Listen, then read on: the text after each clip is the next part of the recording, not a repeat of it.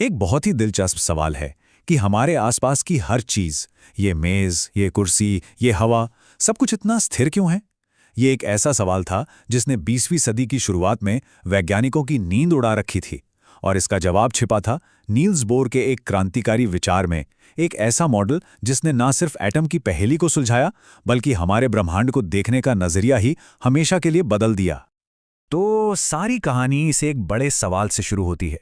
उस समय के विज्ञान के हिसाब से एक घूमते हुए इलेक्ट्रॉन को लगातार एनर्जी खोनी चाहिए और धीरे धीरे खींचकर न्यूक्लियस में गिर जाना चाहिए, बिल्कुल वैसे ही जैसे कोई सैटेलाइट धीरे धीरे पृथ्वी पे गिर जाता है। अगर ऐसा सच में होता तो हमारे आसपास कुछ भी मौजूद नहीं होता, सब कुछ एक पल में ढह जाता। तो फिर एटम स्थिर क्यों है? यही वो पहेली थी जिसका जवाब किसी के पास नहीं था। आज के इस चर्चा में हम सबसे पहले उस परमाणु पहेली को समझेंगे, फिर देखेंगे कि बोर के क्रांतिकारी नियमों ने स्पेक्ट्रम के रहस्य को कैसे सुलझाया। हम इस मॉडल की सीमाओं को भी जानेंगे और समझेंगे कि आखिर ये आधुनिक विज्ञान के लिए एक पुल कैसे बना। तो कहानी शुरू होती है रदरफोर्ड के एटॉमिक मॉडल से।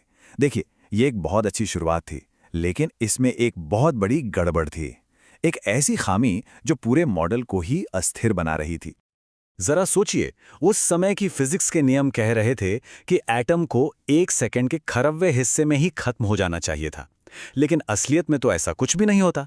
सिद्धांत और हकीकत के बीच की ये जो खाई थी ना, यही वो बड़ी पहेली थी जिसे 1913 में नील्स बोर ने सुलझाने की ठानी। और यहीं पर एंट्री होती है नील्स बोर की, एक हीरो की तरह। उन्होंने उस समय के क्लासिकल फिजिक्स के नियमों को सीधी चुनौती दी और एटम की दुनिया के लिए कुछ बिल्कुल नए और क्रांतिकारी नियम पेश किए, जिसने सब कुछ बदल कर रख दिया। बोर के मॉडल का जो दिल है वो क्वांटाइजेशन के आइडिया में छिपा है। इसे समझने का सबसे आसान तरीका है एक सीढ़ी। आप या को पहले पायदान पर हो सकते हैं, या दूसरे पर, या तीसरे पर, लेकिन बीच में कहीं हवा में नहीं लटक सकते हैं ना। बोर ने कहा कि इलेक्ट्रॉन की एनर्जी भी बिल्कुल ऐसी ही है, ये कुछ तय लेवल में ही हो सकती है, बीच में कहीं नहीं। तो बोर ने एटम को ढहने से कैसे बचाया? उन्होंने 4 सिंपल से नियम दिए। पहला, इलेक्ट्रॉन केवल कुछ खास सेफ ऑर्बिट में ही घूमते हैं जहां उनकी एनर्जी कम नहीं होती।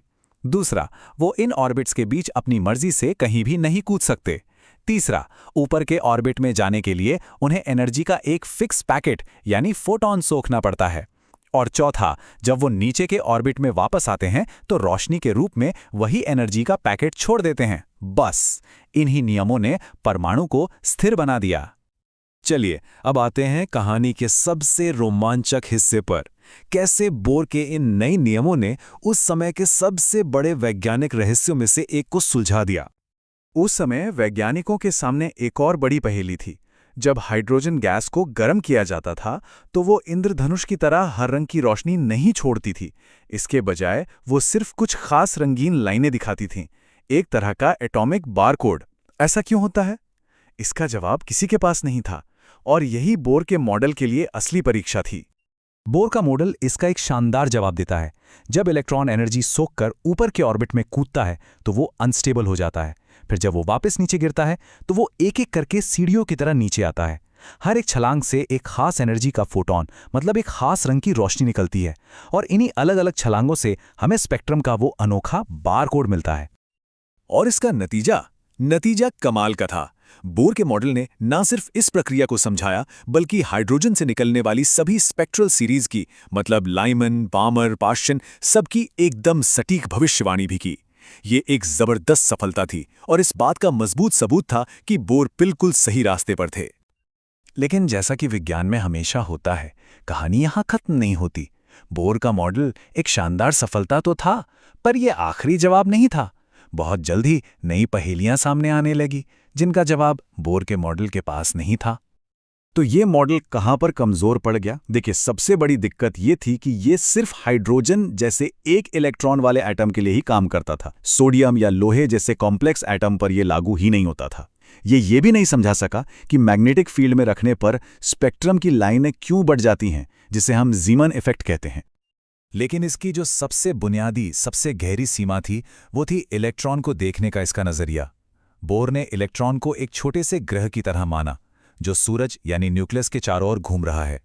पर असल में इलेक्ट्रॉन की प्रकृति इससे कहीं ज्यादा अजीब है। वो एक ही समय में एक पार्टिकल भी है और एक वेव भी। तो क्या इसका मतलब ये है कि बोर का मॉडल एक फेलियर था? जी नहीं, बिल्कुल नहीं। इसे एक विफलता के रूप में नहीं, बल्कि विज्ञान के इतिहास में एक बेहद ज़रूरी कदम के रूप में देखा जाना चाहिए। ये एक पुल था जो पुरानी दुनिया को एक बिल्कुल नई दुनिया से जोड़ता था। इसकी सबसे बड़ी विरासत क्वांटाइजेशन के विचार को एटॉमिक थ्योरी में लाना था। ये आइडिया कि एनर्जी लगातार नहीं बल्कि छोटे छोटे पैकेट में होती है, अपने आप में एक क्रांति थी। इसी विचार ने आगे चलकर क्वांटम मैकेनिक्स के विकास का रास्ता खोला। खुद नील्स बोर ने कहा था, जो कोई भी क्वांटम सिद्धांत से हैरान नहीं है, उसने इसे समझा ही नहीं है। यह बात दिखाती है कि वो खुद जानते थे कि वे कितने अजीब और क्रांतिकारी क्षेत्र में कदम रख रहे हैं।